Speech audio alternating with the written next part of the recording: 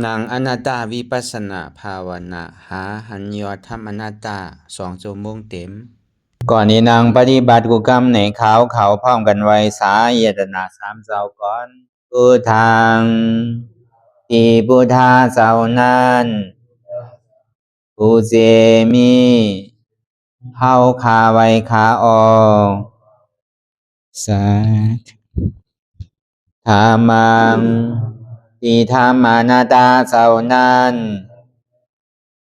ผู้เจมีเฮาคาไว้คาออกสังฆังยาริยาแปดเจ้านั้นผู้เจมีเฮาคาไว้คาออกต่อสืบกาเฮาติเลยดูคันธาเปิงดีพระตราสังขากรอิมาหังอัตตาภาวังพุทธัสสะปาริจาชามิกาติอันธาพาเปิงพี่แยมในดูตันพุทธาเจ้าเฮาออกอิมาหังอัตตาภาวังธรรมัสสะปาริจาชามิกาติอันธาพาเปิงพี่แยมในดูตันธรรมะเจ้าเฮาออกอิมาหังอัตตาภาวังสังคัสสะปาริจาชามิกาติอันธาพาเปิงพี่แยมในดูตันอาริยสังขารเจ้าเฮาออกต่อสิกว่าเฮาก็อ่อนกันเนาะผู้หลวงที่ปุญญาก็ปันโตอริยเปเจ้ากูเจ้าก่อนอริยเจ้ากูเจ้าค่ะในยามเมื่อไหร่ก็ดีอันข้าวอ่ำหูเสเลตั้งกามลงสามเปิงไหลวนพิษไหลลาพิษไหลเหตุพินมาเจอนานแค่นดอปดปล่อยวางความบันขาวเขาอย่าให้เป็นอันตรายลงอันเหตุตามาโผนิปานันสกันติคโนมโนกัมมังวสีกัมมังกายกัมมังแสมมุเรวนพิศลาปิตัวเอปิพิมาติอาริยะเจ้าภูเจ้าสวรรค์พ้นความไม่ถินไม่ใช่นำกองการนั้นขินในยามในจึงข้าวก็บินเสียสมมาเขาปวุนทีวิสิตาธรรมะตังโดอาริยะเจ้าเขาภูเจ้าสวรรค์พ้นความไม่ถินไม่ใช่นำกองการนั้นขินในยามในจึงสังวาเจ้าเขาภูเจ้าภูบายอกิเขาภูก็ภูโกนแสมมุเรวนพิศลาปิตัวเอปิพิมาติตนตัวสาวตั้งหลังนั่นในสังพยามโยนั่นในสังในก็ภูสังเป็นอันตรายเหตุมรรคผลนิพพานเจ้าไหวใส่ให้ทัศนานสีภาวตระปันยาได้เป็นอันตรายให้จำมาผลนิพพานตอนนี้กว่าวันตามเมื่อตาเฮจงกันอาหันทุกข้าทุกข้าเป็นอนัตตาเยาเดียวอนัตตาตาเปอัตตาที่วิจิกิสาเกลียสานั่นเลยมดสิ่งเก่งหายกว่าในภาวะสัตว์ในอังแผงมันคือเลยห้าไหวผลยันห้าขามปุยนิพพานก็เย็นขันภัยสกรรมหลวยตาเนาะสาธุในก่อเฮาที่ได้อ่อนกันอย่างตั้งเข้าสู่นิพพานนังแลเฮาปฏิปิกอภิสิภุมินังแลเฮาปฏิได้เปิดพัตุนิพพานในก็เป็นอันดำลองเด็ดๆปุณตาอันเฮาฮาที่เป็นคนพุทธศาสนาขึ้นชื่อว่าเป็นกวนยี่เย้าสำหรับได้เป็นกวนพุทธศาสนาอันแจ๊ดเพราะว่ากวนพุทธศาสนาอันแจ๊ดนั่นเสียนตั้งตาดีไรมักไรโผตาดีเป็นอริยะนี่ดีไรฮู้กันกูกองป้อมเป็นนั้นในเฮาเป็นกวนพุทธศาสนาแปดหลอกแปดลายใจพุทธศาสนาอันแจ๊ดอันเต้ก็เบอร์พุทธศาสนาเนี่ยว่าเลยลองเสียจาตรา ลองอาโจทุกขาเลยอาจองทุกขาเลยอาโจทุกขาห้องว่าเหตุทุกขาเลยผลทุกขาว่าเลยลองอาจองสุขาเลยผลสุขาตั้งมือตั้งเสียงเนี่ยอันเป็นร้อนเป็นแกนมันเป็นเสียจัตราสีเปิงเนี่ยก็เบื่อหังเนี่ยมันอยู่จำตัวเขามันจะอยู่ไกลอันเขาเวียกขึ้นเวียกลงจะเนี่ยที่มันเป็นเสียจัตราเตะเตียมันมีเตะมันเตะใจเตะซื้อเตะมันมีก็เลยตาที่ทิ้งเลยจังว่ามันเป็นเสียจานว่าเนี่ยมันมันเตะมีเตะมันเปียดเหรียญมันใจเมียวเปียดเมียวเหรียญกันเสียจัตราวันนั้นเพราะนั้นเขาเป็นคนพุทธศาสนานั่นเนี่ยก็เขาหลุดเลยหูอันไรเป็นทุกขาเสียจาอันไรซ้ำเป็นสมุทัยเสียจาอันไรซ้ำเป็นนิโรธาเสียจาอันไรซ้ำเป็นมรรคเสียจาในเสียจาตราสีเปิงเนี่ยอันเขาเป็นคนพุทธศาสนาเนี่ยถูกที่พูดกรรมเขาตีห่อกว่านี่ก็อ่อนตั้งสุดในก็คือเขานางขาไก่กุดขาขวาทับต่างขาซ้ายก็ไล่อันเขาไปย้ำต่างสูงก็ต่างเต็มก็ไล่ก้อยหนังเก่าก้อยกับมันเจ็บมือหัวหลูปึ้งมันก้อยหนังเก่าตะลาเนี่ยพอเขาปล่อยก็หายหมดเว้าตัวเว้าใจย่อกาตั้งเป็นตั้งเจ็บตั้งไม่ตั้งไข่ตั้งหนาวที่มันอยู่ในตัวในใจเขาเนี่ยมันจะออกมาที่ย่อกาพอเบอร์สังละย่อกาใจก็หังมันย่อกาซบก็หังมันย่อกาโตก็หังมันเลยว่าย่อกาในตัวเขาในย่อกาเกาสิหกมิลเนี่ยเลยว่ามันเป็นย่อกาดีอันมันเป็นรองใหญ่สังเป็นรองเล็กไงย่อกาในตัวนั้นย่อกาอันรองใหญ่หนาเรือเพื่อนเนี่ยเป็นย่อกาพิเรศาอันนี้มันติดจับกับเขากว่ากูพระวาจาปานก็เบอร์ย่อการเขาเปลี่ยนอยู่มือเลี้ยวเนี่ยพอถึงตายมากก็หายหมดหนังเก่าอ่ะมันกว่าซ่อมเฮาหนังเก่าของว่าเข้าใจมันมาถึงเอาดูการมีการใส่อยู่ที่จริงน่ะเขามาวนท่าสางด้วยเนี่ยมือเลี้ยวเนี่ยอันใดก็เป็นใส่ยกใส่ยาวดีรู้เลยมันตีไรเจียวขายไว้ตอนนั้นเขาปลูกเขามิ่นว่าปลูกเขาว่าใช่ไหมเฮ็ดไทยเฮ็ดสวนใช่ไหมก็เขายังเอายาใส่อยู่ที่จริงน่ะก็เบอร์สังก็เบอร์ใครมันหมากไว้ขึ้นไว้น่ะอยู่กลัวเนาะสมัยเย็ดเขาดีก็มันดีกันหรืออะไรล่ะเมียวมันเปลี่ยนก็เปลี่ยนมาเมียวยามยินก็ยินมาย่อกาเนี่ยมันมีอยู่กู300,000เปิงอ่ะก็เบอร์นั้นมันเกิดขึ้นดีไรล่ะมันเกิดขึ้นในโกนเฮาในก้อยหนังผมใจว่าเปิ้นเฮ็ดปันเฮาอันเฮาปลูกเฮาซอหมูเนี่ยเฮาซ้ำขึ้นได้กินขึ้นนั่นน่ะมันก็จังว่าเนาะมันเป็นกราบมันยาวน่ะเมื่อเดียวเนี่ยจังเฮ็ดถืออ่ะเดือเสียดูเอาตะลายาใจแกอ่ะ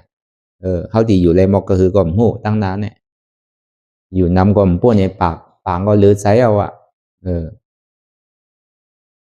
ก็วันนั้นไล่หนังเขาในก็มันตีเฮ็ดจือเนี่ยพอเขาหนังเลยใครมันกัดเย็นเนี่ยมันจะเป็นวิปัสสนามันพันเสียจากตลาดเลยพอหนังเล่มใครเจ็บใครมันเย็นสีไว้ใครใจนิ่มไว้มันจ่องที่ขำอะไรถึงเนี่ยนางเนี่ยมันอะไรถึงเหมือนเปินมันเจ็บหนะหรืออกหรือใจหนะเนี่ยอันมันเจ็บหนะนั่นน่ะตลามันมาไวนะอันมันหนังอยู่เจ็บก่อมหันเสียบก่อมหันไม่ก่อมหันเนี่ยมันนานไรหนะตลาเนี่ยก็เบอร์สังหนะเสียจากตลาเนี่ยเขาย่ำไปปองไปหู้น่ะมันสมติเลยหู้จักจื้อพวกห้อมไปหันตุกข้าแต่อันเขาดีป่วนตุกข้านี่มันมีแบบพวกห้อมไปหู้จักมันให้เรียนกว่าตั้งไรก็เยาอ่ะเหมือนเงาเรียนจอมโกนเขาอ่ะตุกข้าเนี่ยปลายป่นไรกอบนั้นพอเขาใครป่นมันในเขาหลุดเลยเห็นผู้เลยอยู่ซ้อมมันหรือไรมันจะนิป่นบ่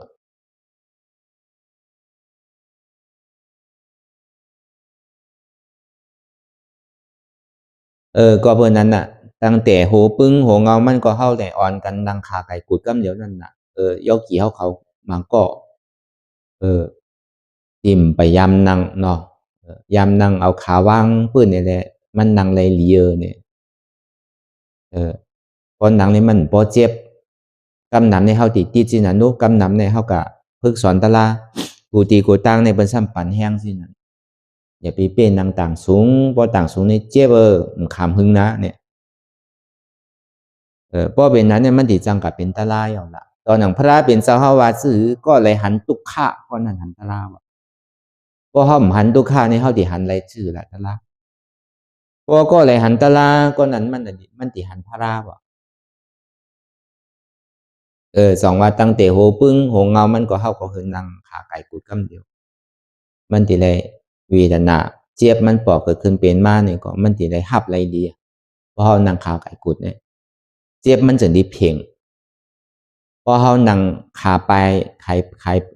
พอเฮานั่งเต็มสิเนี่ยเจ็บมันบ่ดีมันเจ็บหายมันเจ็บเตะ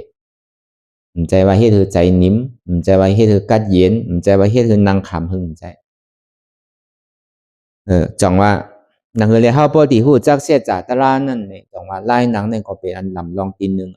นำปันนึงกำเดียวตอนนั้นปัญหาทุกข้านี่นางซื้อก็เจ็บมีบางปอกนี่นางขาแก่กดเมื่อเจ้าเฮาตึกเฮ็ดตะลานี่นางมหาบาลีนี่ในข้าวตั้งของ11-12นาทีหันเจ็บนี่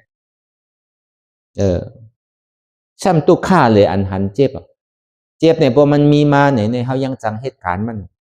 เฮาจังวนสังเฮาก็เอาเจ็บในวนติๆแก่น่ะเนาะก้อยก็พอมันเจ็บเนี่ยมันจังเอาสังวนทุกข้าเลยอันมันหันเจ็บนี่จะเฮาเฮ็ดมาตั้งแต่เมื่อเป็นโกนเฮิรนน่ะเหตุการณ์ตะลามาเนี่ยก้อยก็คือเป็นเอาก็บ่ซังในมีว่าการโกนเฮิรนนั่นว่านี่มันถึงนำนี่มันมีพอเฮาหมอปล่อยหมอพาหมอวางนี่มันมีเมื่อยาวการโกนเฮิรนเนี่ยกำโดเลี้ยงลูกเลี้ยงหลานโดเลี้ยงหอเลี้ยงเฮิรนโดอันไหนก็โดใจอันน่าก็ใจเหมือนเฮาอยู่เมืองไทยแค่ให้ลูกค้าเดี๋ยวสิเชอยู่เมืองเฮาเนี่ยเฮาซื้อสังก็เฮาในผ่อนเพราะว่าเมืองไทยเนี่ยซื้อกาก็เลยผ่อนกาซื้อเฮิรนก็เลยผ่อนเฮิรนซื้อก็เลยผ่อนซื้อรถเครื่องก็เลยผ่อนรถเครื่องตั้งไหมเนี่ยนำเลยสิอันเฮาอยู่เมืองเฮากำการนำกำกาไพ่แบบเพราะเขาใส่เป็นมาตัดเปียดการนำก็เลยจ่ายกาไพ่ก็เลยจ่ายเยาวก็ลวดการนั่นเนี่ยก็ดีได้ผ่อนดีได้ผ่อนเอาเป็น4-5 ปีนั่นน่ะการนั่นพอดีมีเงินเป็นก่อนในกับซื้อก็พอมีเตี้ยก็ซ้ำดีซื้อหนังเก่าอยู่เมืองไทยเนี่ยเปิดสมาเหตุการณ์สังคมมู่สร้างถูกเนี่ยเย่เขาตำรวจเขาไม่ยับเขาหนังเก่าอยู่ไรอยู่เมืองไทยเนี่ยมีเสียงแก่มีรถเครื่องก็เลยผ่อนรถเครื่องมีรถมีกาก็เลยผ่อนรถผ่อนกามีหอมีเฮิรนก็เลยผ่อนเฮิรนมันเป็นที่นั่นไล่ออกมันเนี่ยมันนำลองตั้งสุกสักลองตั้งอันไม่ใจเนี่ยนำเดือสีเมืองเฮาอยู่เมืองไทยเนี่ยเมืองเฮาได้มันใจโดผ่อนโน้มีก็ซื้อมีก็ไม่ซื้อเฮาก็ซื้อมาเป็นกลมปันเฮาผ่อนดังเก่าเฮาซื้อกาซื้อสิ่งแก่ก็พอมีเงินเนี่ยก็ซื้อเอากำเหลียวโดยเลยผ่อนโดยได้ส่งขีมันเมืองไทยในซ้ำได้ส่งขีมันพอขีมันยาวกว่าตึงตัวมันก็ยาวกว่าจอมบางปอกเนี่ยพอซื้อกาหนึ่งกันเนี่ยใจข้าวยามหมู5 ปีจะนี้ยาวผ่อนกาเนี่ยเสียงเก๋ในใจข้าวยามหมูปี2 ปีใช่ไหมพอมาแตกหนึ่งตัวในเมืองเปิดในเมืองเฮาเนี่ยอย่าไปถามว่ามันเปี่ยวอยู่เมืองไทยในทุกข้าน่ะพอเมื่อไรเล่มเหตุวันหนึ่งเหตุการณ์วันหนึ่งก็ตั้งใหม่เนี่ยมันมาอย่างว่าอันดูอ่อนเขากับเหตุการณ์เมืองไทยก็เหมือนกันพวกกับคาทองก็ซ้ำโดยได้จ่ายกาห้องก็ถึงจำเลือนเสียงมากการนำกาไพ่แทงการกินกาวาแทงมันไหลเงินนำเซต้าในก็ไล่ใจมันก็ซ้ำนำก็พยาวกาวัดกาไว้ทั้งแค่นตุกขาป้อมมอปล่อยว่างเนี่ยเฮาว่าอยู่วันเฮาเมืองเฮาแต่เฮามีเฮิรนก็เฮาเฮ็ดกว่าเฮามีก็เฮาเฮ็ดเป็นใครไรกล้าก็เอาเงินกับซื้อมาอันเปิ้นผ่อนว่าอันเปิ้นใส่เคียเปิ้นเฮ็ดโลในเมืองเฮาเนี่ยเลยว่าพอมาแตกเนืองเมืองเปิ้นในเมืองเฮาเนี่ยเมืองเฮาเนี่ยก็เย็นกว่าจองว่าอันเฮาเนี่ยก็เหมือนนั้นดังเก่าเพราะเฮาที่ก็แตกเนืองเปิ้นวันเปิ้นเมืองเปิ้นเนี่ยมันไปขึ้นเมืองเฮาเถอะลองอันหมอไว้วางใสเนี่ยเมืองเปิ้นเนี่ยไว้วางใจหยาบนะเมืองเฮาเนี่ยเลยว่าไว้วางใจง่ายคนไต้เฮาเนี่ยเมื่อหนังเจ้าคู่เมื่ออันมาเหลียเฮาตีเวงตะคิเล็กเจ้าคู่แสงมันเจ้าอยู่ที่เมืองเอกลันเป็นเลือดทอกของเจ้าคู่ธรรมะสามีเตียนวัดมันเจ้าอยู่ในเมืองเอกลันนั่นตีเต้ในใต้เฮาในใครไรมากตะลาโผตะลาห้วยกากวนอันจี้ในเสียนตั้งซื่อๆนี่มันมีในกำนำเนี่ยมันฮอกับกะเลยลองตาหน้าศีลากำนำสมถะกำนำสมถะเนี่ยยังใครเก๋ก่อน ก้วยกันในเมืองนอกก้นพลังเปิ้นนั่นก้นอเมริกันเปิ้นใช่ไหมก้นไทยเปิ้นใช่ไหมเด้อันคาเลมากตะลาผู้ตะลานี่บ่ใครมีว่ะเขามานังตะลานี่คือใจกัดเย็นแกว่านั่นคือเลยการงานเขาดีๆนั่นคือเลยลองตั้งอู่ตั้งลาตั้งจาเขานั่นเปิ้นดียุ่มยำนั่นคือเลยเขาดีได้กัดเย็นนั่นคือเลยใจเขาบ่ดีนิ่มเลยเหตุการณ์คือมันบ่มีลองตั้งวนเขามันนังสิดังแกว่าเมืองเปิ้นเด้ๆเนี่ยอันคาเลนี่ป่าเนี่ยบ่ใครมีว่ะสอนหยาบนะว่ะคนเมืองนอกเนี่ยอยู่ไรเพราะรัดกว้างกว่า1คอเนี่ยเขาซ้ำไม้ไว้เขาซ้ำเอาคอกว้างมันเท่ารัดนั่นมาถามเขาขึ้นดาลีรัดก่อมไรวะอยู่จอมเมืองนอกเลยนะสอนกวนเมืองนอกเนี่ยหยาบเลยสิสอนกวนไตเขาอ่ะเวลากำนันกวนอันป้าโอป้าใส่ใครมักตะลาโผตะลาเซียนตั้งใครนี่ป่านเนี่ยมีไตเขาเนี่ยว่ะกัดแขนเลยเปิ้นไตเขาเนี่ยว่ะกัดแขนเลยเปิ้นป้าวัฒนะนำเลยเปิ้นว่ะเว้ยกะก็อันจี้ในเส้นตั้งเนี่ยมันซ้ำมีว่ะซ้ำถามว่านี่ป่านเนี่ยตีเลยเอาเงินซื้อเอาพอหลูนำก็เจียวถึงไว้พอต้านนำก็เจียวถึงไว้มันใกล้เอาตาหน้าหยอกกันนิดๆกันน่ะเนาะมันใกล้เป็นสินั่นว่ะตีเต้เนี่ยเส้นตั้งมันซื่อๆก็บ่สังในก้นฮอก็ซ้ำไรก้นถอมก็ซ้ำตีเฮ็ดไรมันเป็นไรวะเขาก็ตีลาลีฮอกว่าลาดกาสินั้นก็ว่ะก็เบิ่นนั้นแหละพอดีมาถ้าสังตัวอันนี้ตัวทบเปิ้นได้แอววันแอวเมืองนั่นเปิ้นอยู่วันนอกเมืองนานั่นเปิ้นไรมาเราเลยเฮาก็เจ้าเฮาก็ซ้ำขึ้นมาอันเรานี่เจ้าเฮาเขาได้ย่อกี่เฮาเขากูก็เบิ่นนั้นบ่ลองตั้งเสียนตั้งนี่ป่านนี่ไผมันขึ้นใต้เฮาว่ะอันเฮาอยู่ในก็บอกว่าเฮาในกามลีน่ะเฮาอยู่วิกับคอยเปิ้นมีเงินมีคำบ้านเมืองเปิ้นขึ้นใหญ่เสตานี่ก็มันได้กัดได้เย็นนี่ปอกนั่นเป็นการฮ้อนนั้นใหม่กลุ่มการตื่นเช้ามาโดยเหตุการณ์เฮ็ดงานฮู้พี่ฮู้น้องน้องเปาอยู่เพิ่นจำพร้อมกันเนี่ยย่ำไปฮู้จักกันเป็นพี่น้องกันย่ำฮู้เฮ็ดกว่าเฮ็ดมาแต่เฮาเอาตาตุ้ยได้ขึ้นใหญ่อยู่เว้ยกะใจกวนเนี่ยมันตกเตียงในบ้านเฮาเมืองเฮาในเป็นหือมาก็ยาวหยามักเลยสังมีเลยสังทานเลยสังก็ยังเข้าหากันอยู่ยังอ่อนกันเหตุการณ์ดีกันทอดกันแม่อยู่แน่เลยว่าเฮาในกามนี้เด้อเปิ้นเสียงเฮายังมีตื้อตังข้าวยามอันใดเหตุการณ์ตะลาหรือเสียเฮาโดเลิกหาเสียสมาดีหลีอันจี้ในเส้นตั้งซื่อๆเลยผาไม่เวตานั่นเฮาโลหาสลามอยู่นั่นมันโดว่าซื่อๆโลเฮ็ดเต้ๆนั่นน่ะบ่เฮ็ดก็โลเฮ็ดเต้ๆบ่เฮ็ดล่อๆเล่ๆไรนั่นน่ะพอดีลำนำก็คือพอถึงซ้ายนั่นน่ะนอนหงายคือพอหันต้องฟ้านั่นน่ะพอดีๆคือพอไรนี่ปานพอดีเมือคือพอตกถึงคนนาลายบนน่ะพออ่านดีเอาวันเอาเมืองก็โลเมือกโลฮัดโลแขนนั่นน่ะพออ่านที่เป็นขุนก็เพราะมันเมื่อก็มันลีไรนั่นน่ะเนาะเป็นขุนได้เวลาพอดีเฮ็ดตั้งหลีเนี่ยก็คือพอถึงนี่ปานมันจะได้กึ่งตันนำกัดของเฮาเกิดมาในภาวะศาสตร์หนึ่งเนี่ยถึงดิมซุ่มหลอกซุ่มหลายมันแปดหลอกแปดหลายกว่าก็เบิ่นนั้นพอมาทัดตัวอันโตทบอันเปิ้นได้อยู่วันนอกเมืองนอกเมืองอันขึ้นใหญ่ใหม่สูงไล่ขึ้นซะว่าเมืองในกุนโลกกำพาเนี่ยเป็นที่หนึ่งแน่ลองตั้งน้ำกัดลองตั้งมักตะลาโผตะลาลองตั้งฮัดหันลองตั้งขำตุกค่าคันใจกูเจอกูสามเสียนเปิงเนี่ยได้ว่าเปิ้นก็ขำตานเฮาตีว่าตั้งนอกก็เฮาในขำจังรัดมันน่ะลองเฮ็ดลองหาลองซึกลองเสือลองขอนกูเจอกูลองเฮ็ดลองหาเป็นอันหยาบขึ้นกูเจอกูสามเสียนเปิงมันดีเกิดสังเวกาตะลาน่ะเว้ยกะเฮาก็ยังเป็นมาในปอกตะลาปอกกำทนหาในนี่ก็เป็นที่อันดีโหมโจมเต้ๆก็เบอเฮาเฮ็ดการตั้งดีในนี่ก็พระเป็นเจ้าเฮาก็ปล่อยพาเฮานั่งเก่าที่ฮักศาสนาอันอยู่ในธรรมในหูอันอยู่ในหวยในลอยห้องว่าผมมาเตวาลาได้สังที่อันที่เป็นสมาธิที่นั้นได้สังนี่ก็มันก็หมอจุงจันเอาก้นอันมีใจใครป่วนออกมุนป่วนรอดมาหาเฮานั่นก็เฮามาแตกตัวตั้งแต่มือเฮามาอยู่ที่ไหนแน่เฮาก็ย่ำไปฮู้ว่าสายไม้ก้นนี่มันสิมีหมอกกะหือมันเหมือนหนังเขาห้างไผห้างมันเนาะเพราะเขาห้างไผห้างมันแต่ก็เฮาฮู้อยู่สายไม้ก้นมีกะหือเพราะว่าห้องมันมีอยู่50ที่อยู่ที่เช้ามันมี50หลังนี่ก็บ่เหลือ50หลังก็เปิ้นรับอันนั้นที่เฮาสิฮู้ก้นไหลอยู่กวยการลองตั้งอนัตตาที่เฮาสั่งสอนมาเนี่ยเฮาบ่ฮู้แหละจะลังมันดิมีกะหือ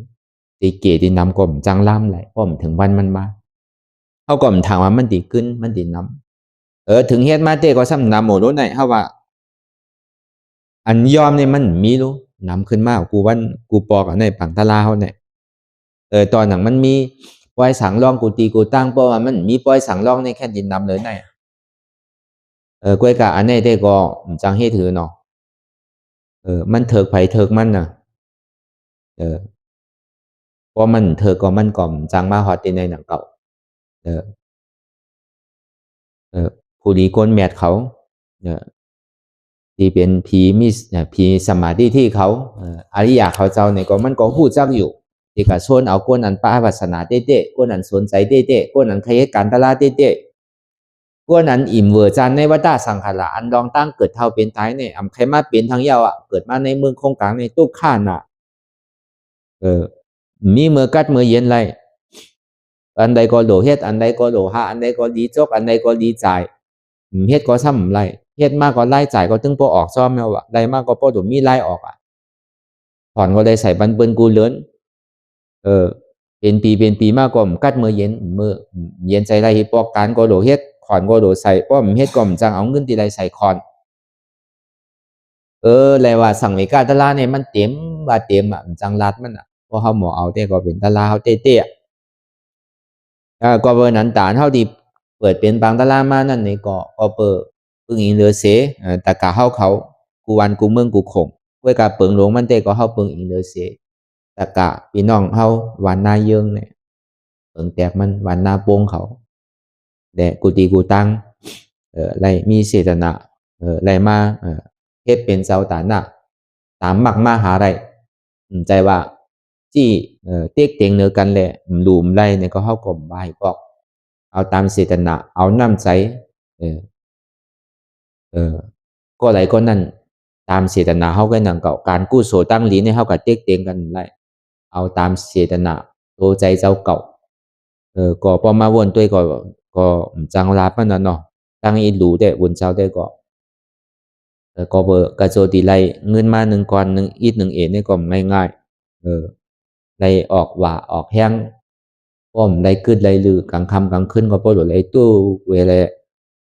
บ่กูผลมาเนี่ยห้ามหล่นเนียดคุดเขามิ้น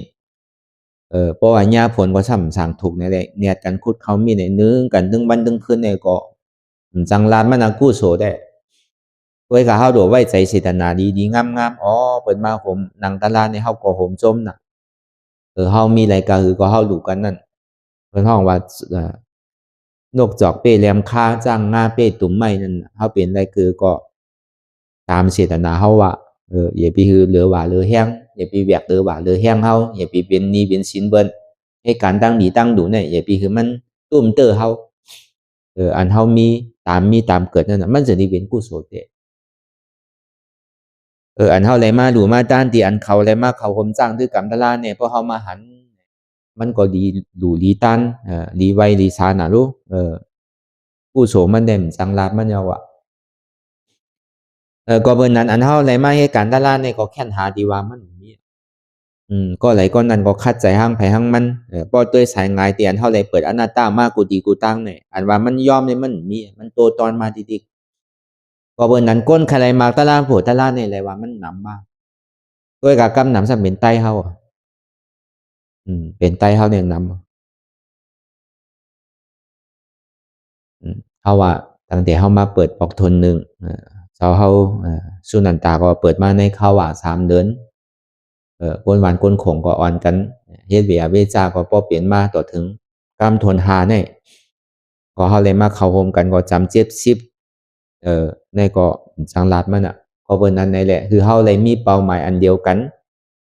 คือมีเส้นตั้งเส้นเดียวกันคือมีตั้งยังอันเดียวกัน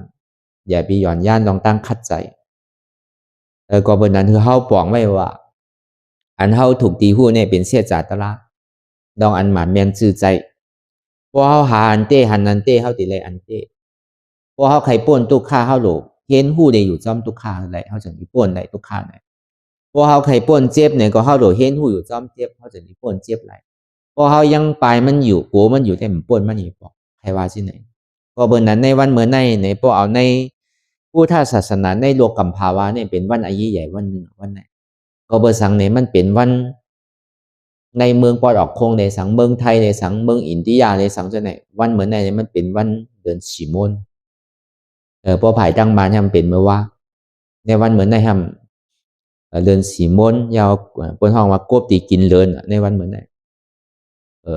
ก็เบอร์วันเหมือนในมันเป็นในมักมันของศาสนาพุทธคัมภีร์เป็นเจ้าเฮาบนห้องว่า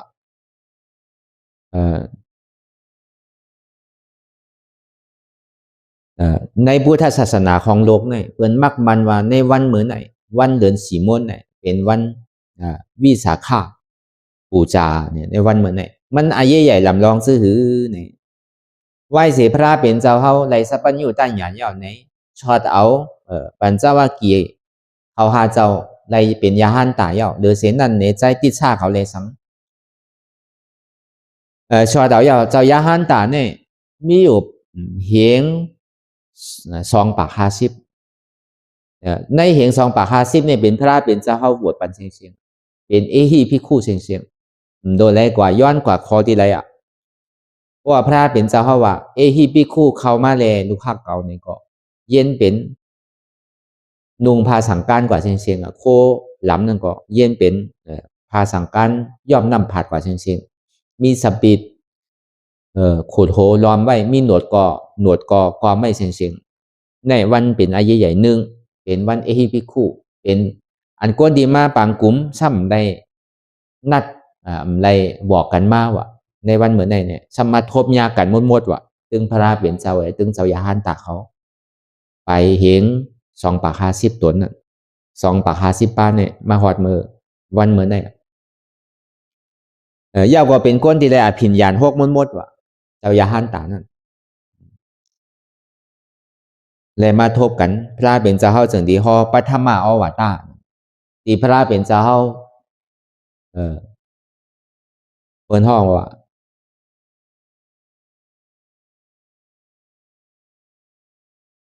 บอกปันดูคักพระเป็นเจ้ากูตนกูป้าในวันเหมือนในเนี่ยสู่เขาตีไรมาฮอดจอดถึงดีในวันเหมือนในเนี่ยก็นางฮือเลตะกะเข้าซ้อมพักซ้อมเตียนเท่ากว่าดูคำเปิ้นนั่นนางฮือเลเปิ้นติ่มซุ่มหลอกซุ่มหลายนางฮือเลดีเป็นพ่อนดีตาเปิ้นนั่นคือสู่เอาตอลาเตียนสู่ไรทบไรหาไรหันนั่นคือกะชอดกะสั่งกะซ้อมกันเขาเนี่ยในวันเหมือนในเนี่ย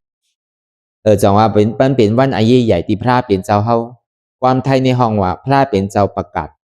ศาสนาประกาศพุทธศาสนาเนี่ยพระเป็นเจ้าเฮาเมื่อนังจุกมักมันไว้ในศาสนาพระเป็นเจ้าปันอักขว้างลูกหักพระเป็นเจ้าคือกะสั่งสอนเอาตีตัวเจ้าเก่าไรทบไรหาไรหันมาเย้าเนี่ยอันไรหาไรหันไรทบไรย่ามาเย้าเนี่ยตลาดเตียนไรทบไรหาไรหันมาเย้านั่นตลาดเสียจ่าเตียนไรทบไรหามาหันตีไรหาไรหันมาไรเปลี่ยนมาเย้านั่นเนี่ยเอากะสั่งสอนปันเวยเนี่ยสัตวะอย่าบีกว่าจ้องกัน2เจ้า2ป้ากะก็ไร1ป้า1ป้าพระเป็นเจ้าเนี่ยมักมันศาสนาพระเป็นเจ้าเป็นปัทมาอวตารดีปันขว้างเจ้ายาหันตาเขากับปิ้วศาสนาเนี่ยเป็นวันปิ้วศาสนานี่ก็ว่าวันโยกยองวันปิ้วศาสนาเป็นวันเหมือนไหนว่าซื่อล่ะมันมีไว้4ข้อความปาลีได้เฮาก็ติ่มต้องเฮาติรัดความใต้เตียนเฮาป่องแจงเลี้ยงใส่อากูโซวะการนั้นนำดีตั้งเสียงนั่นวะอันเฮายามบ้วนไว้ลองสักเทก็เย้าหยาอันเฮายามบ้วนลองลีนั่นลองตั้งอันนำลีนั่นห้องว่าลองตั้งมันนอตู้จะเลิกมันนอตู้จะเลิกเนี่ยมันมี3เปิงวาจีตู้จะเลิกใน4เปิงกายะตู้จะเลิกในมี3เปิงปองว่าใจอันบ้วนอันนำลีนั่นอันเก่าอันจ้องเก่าเตียนเฮาได้บ้วนไว้ซื่อเนี่ยรอผ้าอันเปิ้นมีก็ใครมีนั่นใครมีเหมือนเปิ้นนั่น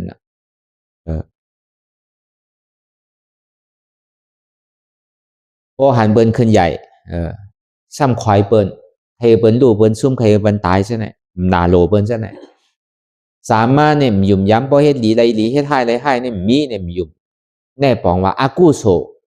อันเจ้าเก่าว่นอ่ำลีนั่นอย่าไปว่นเย้าว่าอันเก่าเตียนตัวเจ้าเก่ายามว่นมานั่นว่าสีตัวจะเลิกสีเปิงเนี่ยนะลาดกำเป็ดกำเหรียญ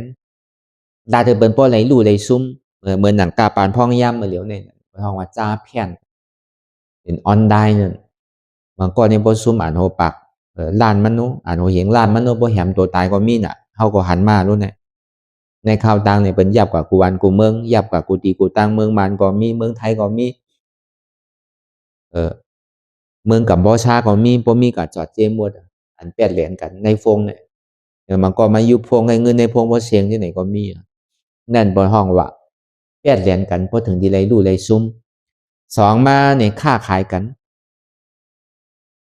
เอาความตั้งในออกตั้งนอกเอาความตั้งนอกเข้ามาตั้งในส่อชวนคือเปิดในพิษเถงกันคือเปิดในแตกแยกกันอันนี้สองสามมาเนี่ยลาดกำให้กำจำลาดกำเป็นต่อซาใจลำใจกับกำเดใจเสียงมันใจนั่นน่ะเนาะก็ในสีมาในลาดกำเด่นกำลอมมีนำมีโตอันนี้ห้องว่าวัจีตุจะเลิกสีบ่กายตุจะเลิกสามไหนเนี่ยหนึ่งเอาตัวใจเปิ้นตายสองลักเอาพวกของเปิ้นสามปดโผปดเมเปิ้นอันนี้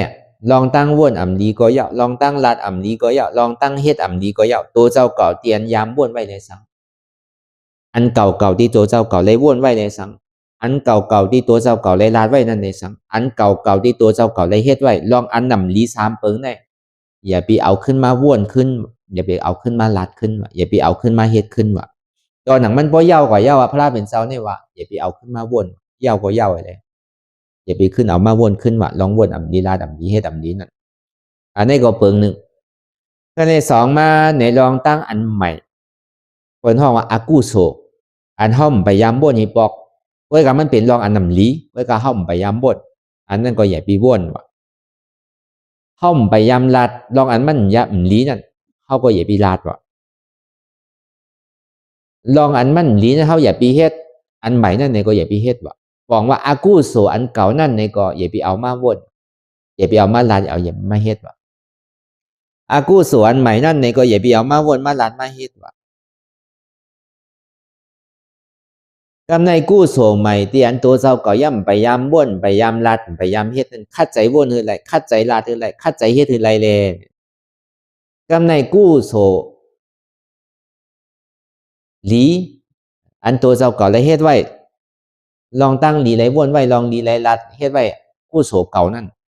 ลองว่นหลีลาดหลีเฮ็ดหลีนั่นในก็คือได้กึกไปป้าไว้จ้อมตัวเสๆเนี่ยมันมีไว้สี่คอปองว่าอากูโสตั้งโมตั้งเสียงอันเก่าก็ย่ออันใหม่ก็ย่อเอาพาแปดเสียงอย่าไปคึงปองการตัดที่ว่นตัดปีลาดอย่าไปเฮ็ดนั่นแต่ในกู้โสเก่าอันเดียวเจ้าเก่าเลยเฮ็ดไว้ลองว่นดีลาดีเฮ็ดดีนั่นนี่ก็คืออะไรกึกไว้คืออะไรกึกไว้ซ้อมโตก็ในกู้โสใหม่อันที่ย้ำไปย้ำว่นย้ำลาดย้ำเฮ็ดนั่นนี่ก็กัดสอนให้เขาหมอว่นหมอลาดหมอเฮ็ดเลยปองว่ากู้โสใหม่อันว่าได้ก็เหมือนอันเฮาห้าเฮ็ดกันมือเดียวเนี่ยเอาลองใจเอาลองตัวเอาลองซบเนี่ยจังว่าทิ้งใจทิ้งซบทิ้งตัวอะไรก็วันนั้นตาดีทิ้งตัวทิ้งซบทิ้งตัวอะไรเป็นเส้นตั้งใหม่ได้เนี่ยเดี๋ยวเส้นตั้งตาดีเป็นมากอาริยาผัวอาริยาเนี่ยมีอะไรทั้งเส้นตั้งใหม่นั่นอันนี้มันเป็นวันอันใหญ่ๆครับวันเหมือนไหนเนี่ยก็เขาก็จะที่เอามาลัดกันเขาก็เอาลองตั้งตื้อตั้งอันเขาได้ฮอดลองตั้งเสร็จจากตะไลและที่พระเป็นเจ้าเขาฮอดอดไว้ในปฐมาอวตารนั่นก็เขาเอามาใครต่อใครในกันก็เพราะว่ามันเป็นวันอันใหญ่ๆวันลำลองในเจ้าพุทธศาสนาในโลกกัมพาเนี่ยเปิ้นมักมันไม่ว่าวันเหมือนไหนมันเป็นวันศาสนาวันปิ้วศาสนาวันมักมันศาสนาวันเพตื้นคือศาสนานั่นเฮืองเปิ้งใสกว่าจอดโตในโลกกัมพาในเมืองโกนในสังเมืองผีเมืองสางในสังถึงพอจอดโตกว่าเชิงๆแต่ว่ามันเป็นวันอันใหญ่เต้ๆหนาๆในวันเหมือนนั้นก็เหมือนนั้นเท่าก็เอาลองตั้งตื้อตั้งอันไหนแหละเอามาสอนตัวสอนใจเขาเอามาเมตัวเมใจเขาเอามาที่ถือเขาพอเลยสืบยางตั้งกว่าคือมันพอหลมๆง่ายๆคือมันพอเลยฮอดจอดถึงตีฝั่งในออค่าหลงหึงพอคำป่นอะไรนะก็เปิ้นอันเดเสียจากตะล้านว่าเนี่ยอะไรว่ามันเป็นอันลำร้องหรือเปิ้นว่าเขาหมู่จักเสียจาก มูดซักลองหมันเมียนเนี่ยก็เขาก็มป้นไรเนี่ยเขาก็ดีไรตุกข่าวดิกเนี่ยนะก็เบอร์เสียจ่าอันหมันเมียนเนี่ยเป็นหืออันเขาว่าถูกตีหูถูกตีเห็นหูเนี่ยเขาตีว่าดีปรามามันแย่ปีเงียบแต่ก็ห้อมลาดอ่ะเขาก็ลาดมากกูวันอยู่อันเขาถูกตีหาอยู่เมื่อเลี้ยวอันลำลองที่สุดในเนี่ยเขาหลกขึ้นหาเจ็บที่มันเกิดขึ้นในตัวในใจเนี่ยหลกหันสังหลกหันเจ็บหันเสียบหันไม่หันแกนเนี่ยอันเจ็บแกนต้องตอดเนี่ยซานสันไหวคมไตเนี่ยอันเนี่ยอันมันตุกข่าขันใจเนี่ยได้ห้องว่าตุกข่าเสียจ่าตุกข่าเตียนมันมีเตะอันเจ็บแกนต้องตอดเนี่ยสันในมีเตะอันมันหันอยู่ก็ดีอันมันหู้อยู่ก็ดีมันมีเตะก้อยการมันมีเตะอยู่เมื่อเหลียวในก้อยการมันซ้ำใจเป็นเหตุมันเตะมันใจเป็นอาจองมันเตะอันเจ็บแกนต้องตอดเนี่ยสันนี่มันเป็นสังละมันเป็นสภาวะของยุคนั้นซ้ำเป็นหือไหนมันสืบเป็นสืบลู่ที่กับมันอยู่ที่เก่าที่เลี้ยวเจี๊ยบันว่าเนี่ยมันใจว่าที่มีเป็นคือเป็นสอบเป็นว่าเป็นลักใจมันสืบเป็นสืบลู่เรียกลายค่ายกว่าสืบเป็นสืบลู่เรียกลายค่ายกว่าห้องเป็นยุคทับมันซ้ำมีดีหลายหลานในมีในตัวเฮากูก็ด้วยหรอกอันเฮาหันที่ไหนเนี่ยเมื่อเหลียวเนี่ยมันเจี๊ยบมันกวนมันคืนเนี่ยมันเหมยมันเกียนเนี่ยอันนั้นเสียจ่าตุกข่าเสียจ่าเป็นผลของอาโจตุข่าอันนี้ที่มันเจ็บแกนตรงตอดนี่ซันเนี่ยอันเฮาหันอยู่เมื่อเหลียวในเนี่ยมันเป็นเสียจ่าเย้าเนี่ยก็ในพอเฮาตัวลึกเข้ากันนั่นเจ็บเนี่ยก็เปิดสังเฮาซ้ำคำก็เปิดสังเฮาใครพื้นก็เปิดสังเฮาซ้ำใครค่ายก็เปิดสังในเฮาซ้ำมุงมองมันก็เปิดมันมีอาจองมันเจ็บเนี่ยมันดีออกมาหลายๆเหมือนใช่มันมีอาจองมันจะดีเจ็บมันมีเหตุก็เบอร์สังในเจ็บก็เบอร์สังในเสียบก็เบอร์สังในใหม่ก็เบอร์สังในแกนก็เปิดว่ามันมีอาจองเนี่ยมันจะดีเจ็บอาจองนั้นซ้ำเป็นสังเนี่ยพอหนังกว่ายาวเนี่ยพออยู่ไปอยู่มาขาเจ็บมันอยู่ที่เก่าเนี่ยเจ็บขาอยู่ที่เนี่ยเจ็บเอวอยู่ที่เนี่ยเจ็บโกนอยู่ที่เนี่ยเจ็บต้องอยู่ที่เนี่ยเอวเจ็บต้องเจ็บโกนเจ็บขาเจ็บหัวเจ็บตัวเจ็บ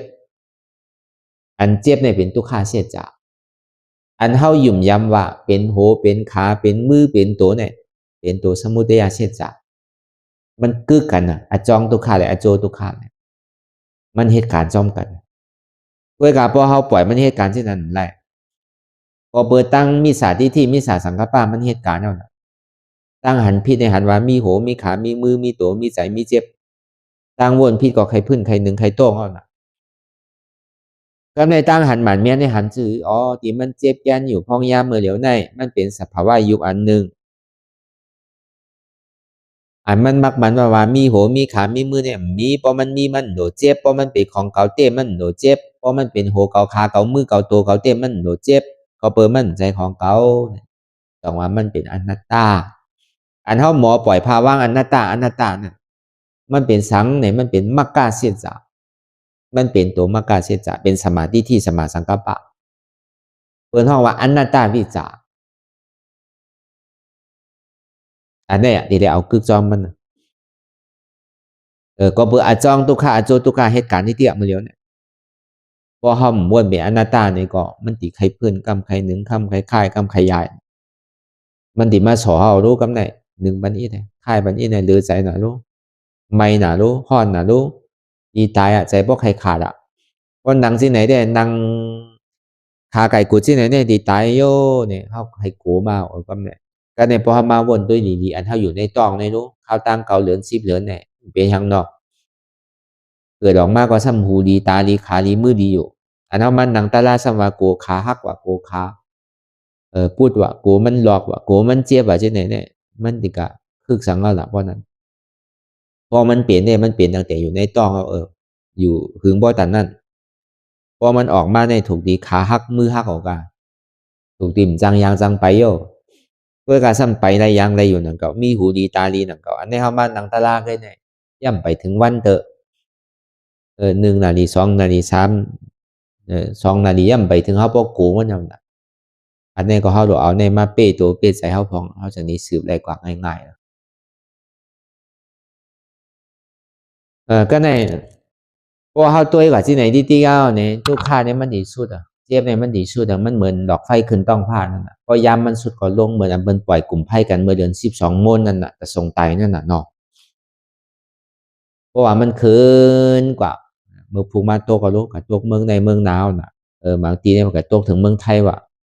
ตีก็ตกถึงเมืองมานบนว่ะบางทีก็ตกถึงหอยถึงร้อยบนว่ะก็ตกถึงเหนือจากเมืองเขก็มีว่ะเว้ยการซ้ำตัวกูนังเก่าเขาใส่ไพ่ก็เหมือนกลุ่มไพ่นั่นน่ะเพราะมันคืนกว่าพอไพ่มันหมด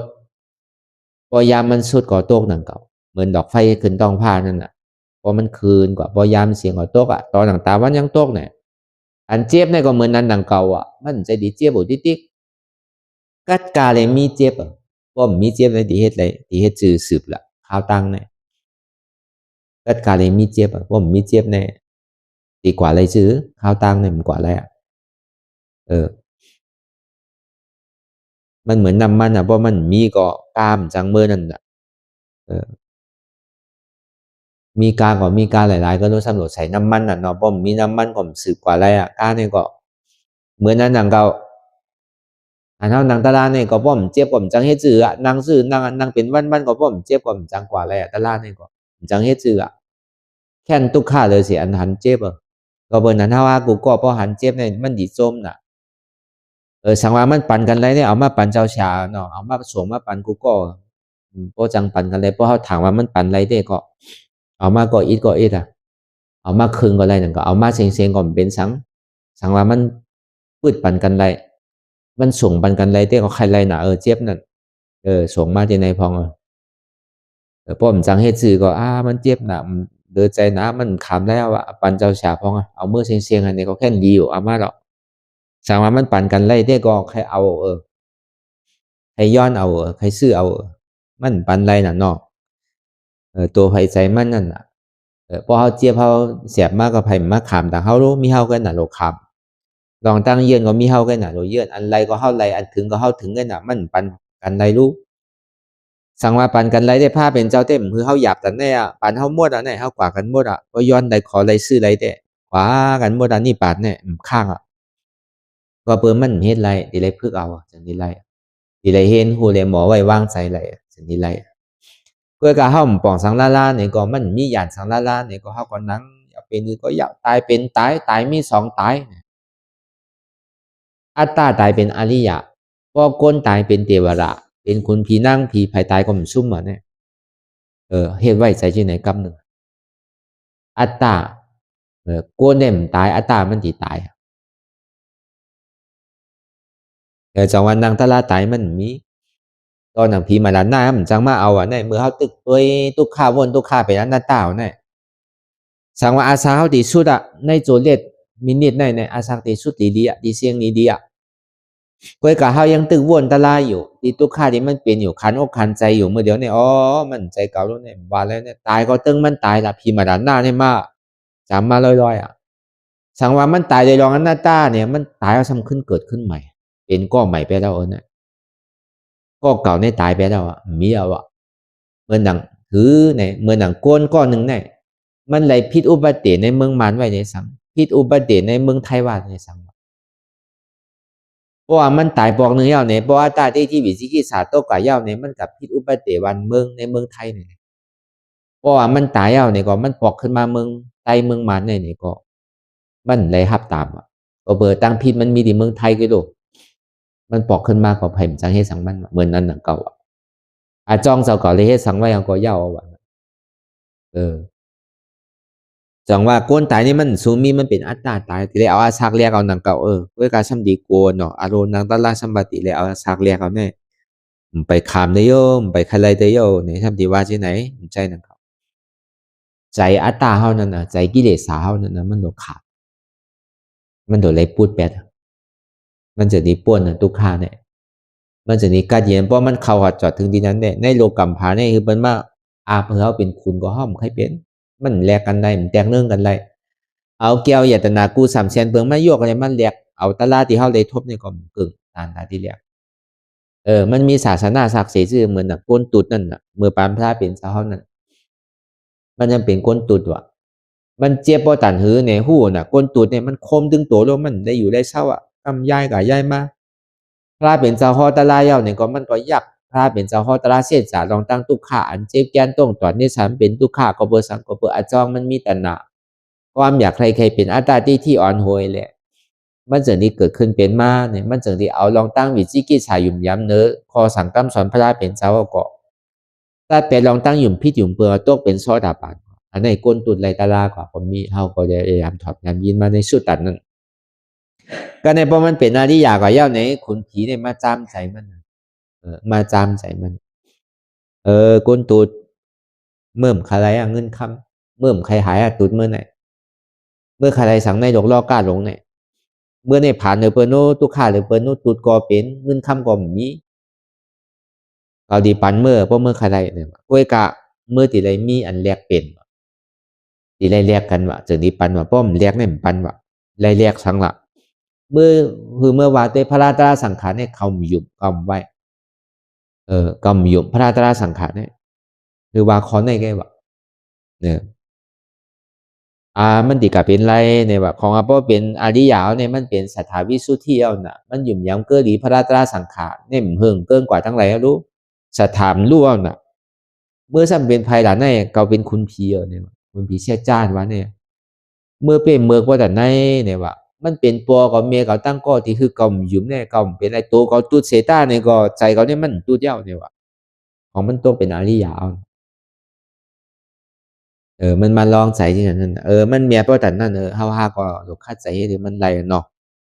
เพื่อการอย่าไปโกเจี๊ยบนั่นก็อย่าไปโกตัวข้านั่นก็อย่าไปใกล้หนึ่งใกล้เพิ่งกำเขามันสุกถีปอกลมเมียงไพลูกพอเหยาไอ้พอลมเมียงมาไพลูกมาทำเอาหมอมันยกลงที่ก่อนมันติดอะไรกินเขาอีปอกก็ละนำกลมพวดอีปอกเขากลมสุกอีปอกก็สองอันเอานางตาลาในลมเมียงไพลูกเขาสุกน้ำแหงดังเขาดีสู้ก็ตะก้าวเขายำหุงเขาน่ะชนไพ่มันเนี่ยน่ะดังมันดีลูกไว้รวมทองไงเป่ามันลูกไงดังเลยไพ่มันดีคือนั่นมันดีลูกเป็นไพ่ดังเลยนำมันดีเจียวโพดก็คู่ไพ่คู่มันหนุนนั่นก็นำมาหุงเขาหุงพักนั่นบ่มันโพดบ่นำแหงก็เขาสู้ก็นั่นเนาะเมื่อนั้นนางเก่าอันเท่ามาเผากิเลสนั่นในก็ดีเลยปึงอิงเหลือเสียทัดลมทัดดินทัดไฟทัดน้ำดินน้ำลมไพ่เนี่ยมันเป็นอันเคืองเผากิเลสมันเป็นเคืองเผามันจังว่านางตาลาเนี่ยใครเจี๊ยบอะไรตาลาเนี่ยมันเป็นไรกาเผาเหมือนเลี้ยงเนี่ยของมันเป็นปกติสาวกามันเป็นทุกข้าปฏิปตาปิญญาปุโกนะเขาเนี่ยป้อมเจี๊ยบเต้มีลองตั้งขันใจเต้เนี่ยไรหนังเก่าตาลาเนี่ยเพื่อการมันเฮ็ดมือเจี๊ยบก็หนังเก่าเพราะเขาป้อยอันนี้ก็เว้าตัวเว้าใจหนาย่อการในอัมมันหนังเพราะหายกับเสียงมันหลีเพราะทันนั้นก็บนมันเก็บชิมไว้ในตัวในใจเฮานำหนาวรุ่นออกกินกับกาวากาเป็นน่ะมันเลี้ยวเนี่ยเหมือนเฮาวางมาเหมือนเจ้านั่นน่ะย่อกานี่มันมากกับไก่ลองอันเฮ็ดอันผูกอันช้างเฮาหมดยาเฮาใส่สังกะเฮาฮู้หมดแล้วนั่นเฮาได้กินขึ้นหมดน่ะเปิ้นซ้ำเฮาซ้ำเอาขายปันเปิ้นซ้ำมาขายปันเฮาขึ้นเฮาซ้ำได้กินเขาขึ้นน่ะนั่นย่อกาก็เป็นมากมันติการร้อนไหลมันเป็นกราบมันจังเฮ็ดถือมันตึงร้อนไหลยาเนี่ยตึงติไหลยาหมัดเนี่ยพวกเขาไปป้นเถอะไปพี่กับเปสิภูมิเตออะไรนั่นเดี๋ยวก็เขาติดได้มาทบทางทุกข้างเนี่ยพวกนี้บอกตึงดีเลยคำเฮ็ดสังไว้ก็เฮ็ดลีก็ตึงดีเลยจำเฮ็ดอ่ำลีก็ตึงดีเลยคำแต่บ่เฮลีได้ถึงป้วนไปเลยเขาเป็นก้นพุทธศาสนาก็คือเขาบ่เป็นอริยะคือไรเป็นอริยะคือไรเนี่ยก็คือเขาบ่พูดซักเซนตั้งแต่นี้เป็นอริยะเพื่อการแต่นี้เป็นอริยะนั่นเนี่ยก็ติได้พูดเสียจากตระอริยะเสียจากสีเปิงนั่นแต่นี่เป็นอริยะนั่นก็ติได้พูดจากอริยะ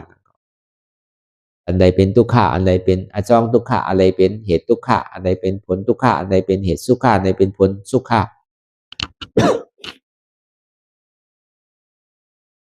ก็เพื่อนนั้นนั่นแหละเฮาก็ซ้ำขึ้นวนถ้าสางตัวตีลองตัวที่เฮาว่ามาเมื่อเจ้าลองใจก็มื้อนั้นนังเก่าใจเนี่ยก็มันวนกว่ากาวากาเป็นนู่นมีขอบมีแหลนนู่นที่ว่าเป็นใจเฮาก็ห้ามใจเป็นมโนวิญญาณเป็นนามธาตุแค่นั้นว่าเป็นใจเพราะเป็นใจเฮาเตะอันเฮาใครว่าใครเป็นใครมีถึงเตรียมทนกูเจอกูลองมันเป็นไรน่ะ พอเป็นนั้นเท่าซ้ำนี้ได้หู้ซื่อละอันมันเจ็บแกนต้องตอนนี้ชันอันกะห้ามหู้ลองตั้งอันเจ็บแกนต้องตอนนี้ชันนี่อ๋อนี่เป็นธาตุลมไงอันหู้ว่าเจ็บแกนต้องตอนนี้ชันนี่เป็นธาตุลมอันไม่กันนี่เป็นธาตุไฟอันนักว่าอ่อนแข็งนี่เป็นธาตุดินอันจับยายจึมหยอดนี่เป็นธาตุน้ำเป็นสภาวะของธาตุดินน้ำลมไฟมันใจของเขาเป็นอนัตตาก็เอาลองตั้งอันนี้แหละวนนะห้องว่าอันหู้เนี่ยมันเป็นธาตุดินน้ำลมไฟอันห้าว่านั่นเป็นเวทนาธาตุก็เปิดมังปอกอทุกข้ามังปอกอสุขข้ามังปอกอขามังปอกอมขามอันนั้นเป็นเวทนาของธาตุที่ว่าเป็นเจ็บเก่าก็ไม่ใช่มันมีเจ็บเก่านั่นเจ็บก็มีเก่าก็มีพอมันมีเก่ามันโหนเจ็บพอมันมีเจ็บมันโหนมีเก่าพอมันมีเจ็บก็มีเก่าพอมันมีเก่าก็มีเจ็บก็เบอร์นั้นเนี่ยเจ็บในก็ไม่ใจเก่าเก่าในก็ไม่ใจเจ็บเป็นอนัตตาพอที่เอาหูมันว่าเสียงเนี่ยพอมันมาดีตัวก็จุ่นตัวพอมาดีใจก็จุ่นใจพอมาเจ็บก็จุ่นเจ็บเหตุไหนที่ก็นั่นก็รายการวิปัสสนาเนี่ยอันนี้มันเป็นเส้นตั้งใหม่เป็นกู้โซใหม่เป็นลองตั้งว่นดีใหม่ลองตั้งรัดดีใหม่ลองตั้งเฮ็ดดีใหม่ได้พระเป็นเจ้าเขาเป็นวันปิ้วศาสนาเป็นตีปันขว้างเจ้ายาหานตาเขาเมื่อปิ้วศาสนากว่ากูตีกูตั้งกว่าอะไรหนึ่งเจ้าหนึ่งป้าอย่าไปกาสองป้าเนี่ยอันนี้เป็นอวัตตาพระเป็นเจ้าเขาพอเบอร์นั้นในเลยอันลำลองได้พระเป็นเจ้าเขาได้ก็ใครว่าลองตั้งเส้นตั้งใหม่ลองตั้งกู้โสใหม่เนี่ยนั่นคือแลตะกาเขาซ้อมพักซ้อมเตียนเฮวิยาวิจาเดสังเตียนใดหลูปัจจัยสีเปิงสีป้าเตียนจอยแถมศาสนาพระเป็นเจ้าเนี่ยนั่นคือแลเขาติ่มซุ่มดอกซุ่มลายอันเขาเลยเอาเหอะเอาบ่าเอาแห้งเอาเหอะนำไข่เขาเลยเฮ็ดมาเป็นหยาบเป็นเย็นเลยเลยมาหลูมาด้านในเจ้าสังขายาหันอันจ้าเป็นดุขักพระเป็นเจ้าได้ซ้ำใจมีดองตั้งก้าตั้งไข่มีดองไปมากมีสังหรือเสียเอาคอสั่งกำสอนพระเป็นเจ้าไว้เลยตอนสอนปันคือป้อเลยหู้เลยปอกคือป้อเลยยางจ้อมเชนตั้งอันหมาดแมนอันเนี้ยเป็นคอหนำรองเลยเปิ้ลถ้าเป็นเจ้าเขาจะนี้ปันขว้างที่ไหนก็กว่านั่นแหละตัวถึงบ่มาหอถึงมือเดียวเนี่ยศาสนาป้อปวดมาอยู่2-5 ปาก60 เกาหวารู้เลยว่าเขาก็ยังเลยมาทบมาหันมายินอยู่เลยมาจ้างตื้อกรรมอยู่ในก็ปองว่าเขาก็เหมือนนั่นพระเป็นเจ้าเนี่ยยังตึงอยู่จำหิมห้อมเขาอยู่กว่าดังไรนี่ปั่นกว่าดังไรใจวันน้ำใจว่าเกะน้ำวันน้ำเหมือนพระเป็นเจ้าเนี่ยตาปั่นเขาเมื่อเดียวเนี่ยมีเป็นอยู่80,000 เสียงชัวพระเป็นเจ้าเนี่ยนำเลยเสียมือพระเป็นเจ้าตึงมีก่อนก็การ80,000 เสียงชัวเนี่ยมันเป็นอนัตตาตัวเดียวไงเพราะมันนอกเหนือเสียอนัตตาเนี่ยมันใจว่า80,000 เสียงนั่นเขาก็เปิดนั้นทำดังโมดังเสียงไม่เป็นอนัตตาลูกอันนี้เขาวนตัวดีๆมันเจ็บก้นขึ้นเมื่อยแกนมาตีตัวเลยสังตีใจเลยสังตีเจ็บเลยสังพอขาเจ็บขามีพอตึกเป็นขาก็เป็นอัตตาอยู่เป็นตารางนะพอยังตึกเป็นโกนก็อยู่ก็เป็นอัตตาอยู่ตึกเป็นขาก็เป็นอัตตาอยู่ตึกเป็นใจเป็นอัตตาตึกเป็นเจ็บก็ตึกเป็นอัตตายังตึกหักโตโกตายอนัตตาเนี่ยมันยังไปเข้ากว่าเตอมันยังไปซึมเข้ากว่าเตอมันไปเป็นตารางเท่านั้นตึกเป็นอัตตาอยู่มันตึกเป็นอาวิจายมันยังตึกเงยตึกวอดอยู่พอเมื่อไรเนี่ยป่องแจงแรงใจเจ็บเมื่อเดียวเนี่ยมันใจเก่ารู้อนัตตา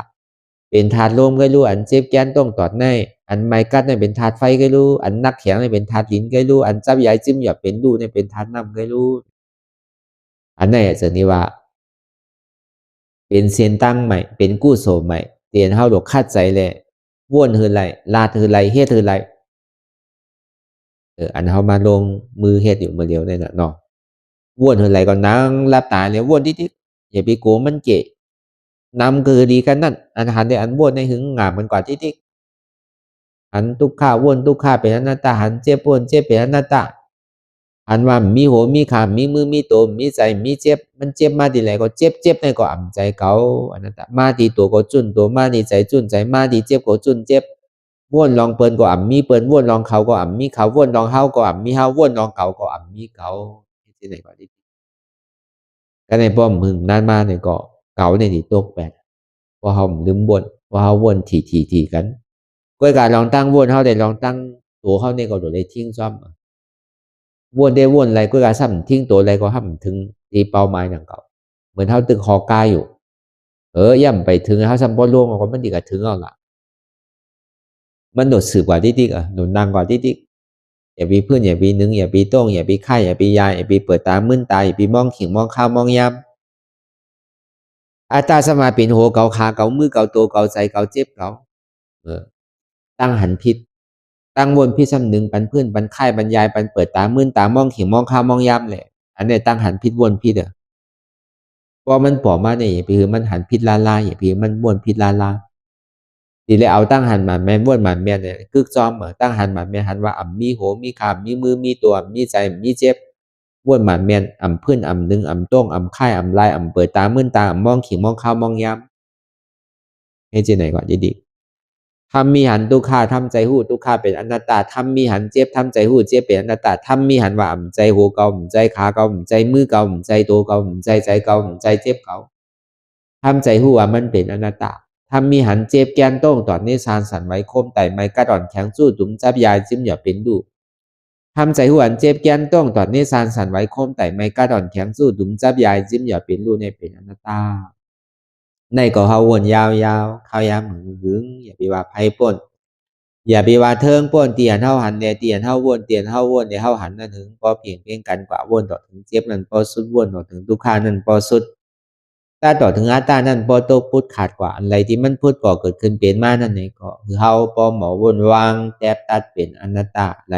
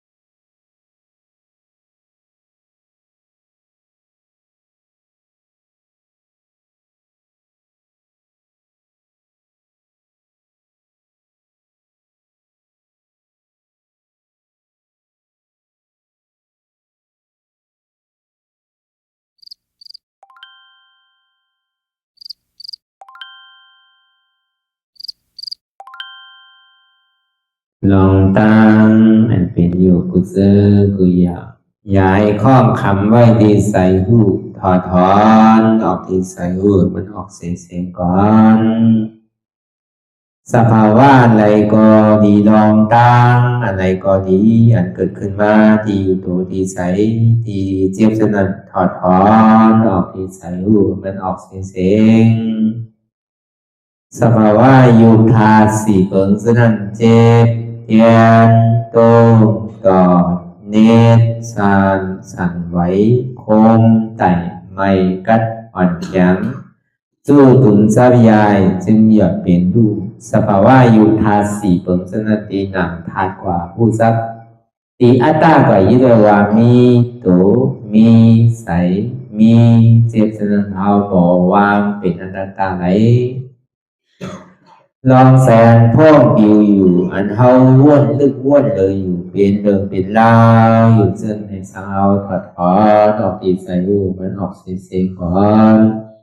ยอมกึดยอมออกยอมลงอันเฮ็ดให้เฮายินดี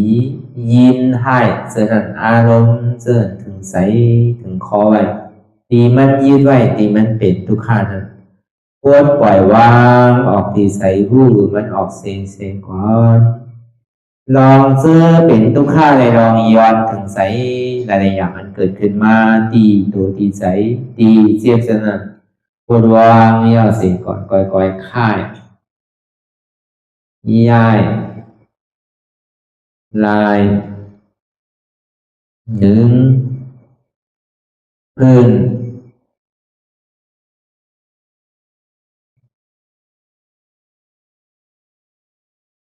พยายามไหนค่อยๆเปิดตาลืมตาลอยได้เป็นการปฏิบัติธรรมโคตรอายธรรมอันเกิดขึ้นที่โตที่ใสที่เจ็บอันนั้นโคนหาเหตุหาเงาพระจองทุกขันนั้นต่อสิ่งการในเฮาที่ได้ส่งเมตตาถึงวิเนยสัตวะทั้งหมดทั้งสิ้นก่อนอิดาเมปุญญังอาสวะคายังนิบานังวาหอตุมาปุญญาภากังสเปสัตตาสมาลาพันตุอีตังเมปุญญังอันเฮาคาไลมาตือกรรมปฏิบัติวิปัสสนาภาวนาหาอันยอดธรรมอนัตตาในอาสวะคายังเปียนันถาสัพตัดเปนาสวะสีเปิงเสียวแลนิพพานังตีนิพพานันขอดูให้ถึงเสกัมติคามาปุญญาภากังพรดีอันคา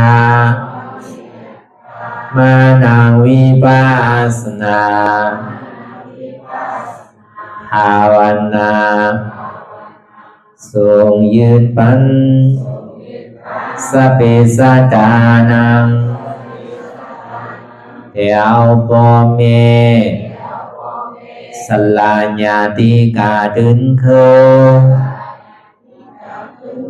เจอเคได้ก็แลจากว่าสัตวาทั้งสิ่งทั้งดวงนั้นสมาลาพันตุอะไรพรดีนำกันตั้งเฮาคา ตังสิงสกัมติคาโนสาธุสาธุสาธุ ต่อสิกว่าเขาก็อ่อนกันนับหัวลวงที่ปุญญาโกปันโตอริยเปเจ้ากูเจ้าก่อนอริยเจ้ากูเจ้าข้าในยามเมื่อไหร่ก็ดีอันข้าวอ่ำหูเสเลตั้งกามลงสามเปิงไหลวนพิษไหลลาดพิษไหลเหตุพิษมาเจอนานแค้นดอกปดปล่อยวางความบันขาวเขาอย่าให้เป็นอันตรายลงอันเหตุตามาโผนิปานันสกันติคโน